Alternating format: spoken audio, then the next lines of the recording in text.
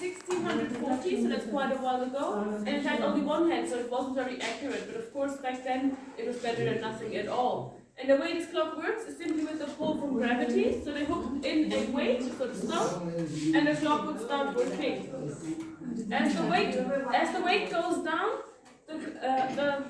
as it reaches the ground, the clock would stop working. That's why they needed to wind it up by pulling the string. Around 50 to 100 years later, they made these clocks right here. These are called the painted Laxial clocks. Now they have more resources of metal, so there's the brass movement inside as well as the brass weights. They're not heavier now. Also, they added a second hand for the minutes so that the time is more accurate, as well as sound. It would count the time usually, and every half an hour it would chime once. Also, they added the moving pictures a bit later on. They said it's the angry wife clock because the husband came home too late.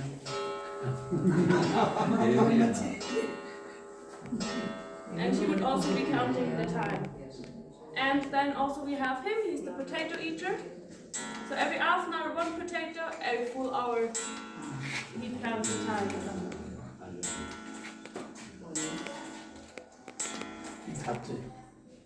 Then again, around 100 years later, they made this clock right here. This was called the railway station clock. You can see here the tracks of the train, and it's often found on railway stations. It's one of the first types of cuckoo clock, as it will have the cuckoo bird inside, and it also has the typical carvings, the typical dark colors, the pine cones, which are very typical features for a cuckoo clock even to this day. Like I mentioned, the cuckoo bird. No, cuckoo. Very cuckoo.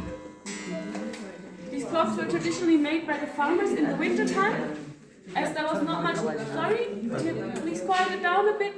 Excuse me. Hey. Okay. Hello. Thank you. So these clocks were traditionally made by farmers in the winter time, as they didn't have much to do, so they made the clocks to then sell them and earn some money. And each family, everybody had their own task. So one person was only making the rabbits, the other person was only making the deers, and so on. So in the end, when the clock comes together like this one right here, it's made by many people actually, and not just one person. It took them around 3 to 4 months to put together one clock from scratch.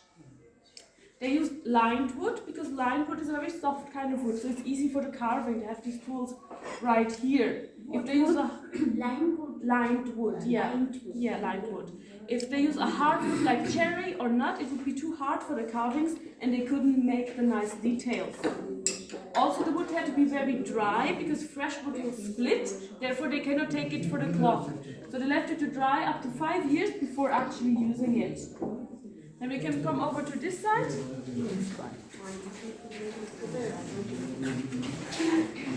So here we have the mechanics. We have 4 different types of movements. We have 2 small ones and 2 big ones. Don't talk. Please. Thank you. And we have the small ones, the big ones, and we have these 2 with the disc and 2 with no disc. So first for the small movement, they will also use the smaller weights. These are around 300 grams. If a clock has a small weight, that means you need to wind it up every single day at least once by just pulling the chain. Because like I mentioned earlier, if the weight reaches the ground, it would just stop working. That's why they needed to wind it up. And if they have the big movement, they'll have the big weights. These are around 1.5 kilograms, so a lot heavier. And even though they're heavier, they will go down a lot slower. These you have to wind up only once per week. They're a lot more practical. Then the next difference is, you can see we have the clocks with the 2 weights and those with the 3 weights. If there's 2 weights, that means there will be the cuckoo playing and the time, and that's it. If there's a 3rd weight, that means there will be music. Music as well as dancers. Dancers are up here on this little disc. That's why these 2 movements have a disc, because they will have the music playing as well. And the music is made by a little music box like this one right here. This is the only thing that's not made in Germany. It's made in Switzerland actually. They call it the magic box, because if I hold it like this, you cannot really hear the sound. But if I put it onto the table, you can hear very clearly. It's because the table is made out of wood, and wood is a very good transmitter for sound. And that's why the music box, if the cuckoo clock has one, is always on the wooden wall of the cuckoo clock, right? Oops, 1 second. Right here.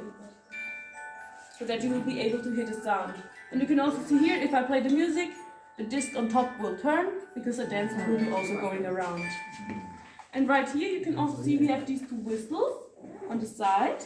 These are for imitating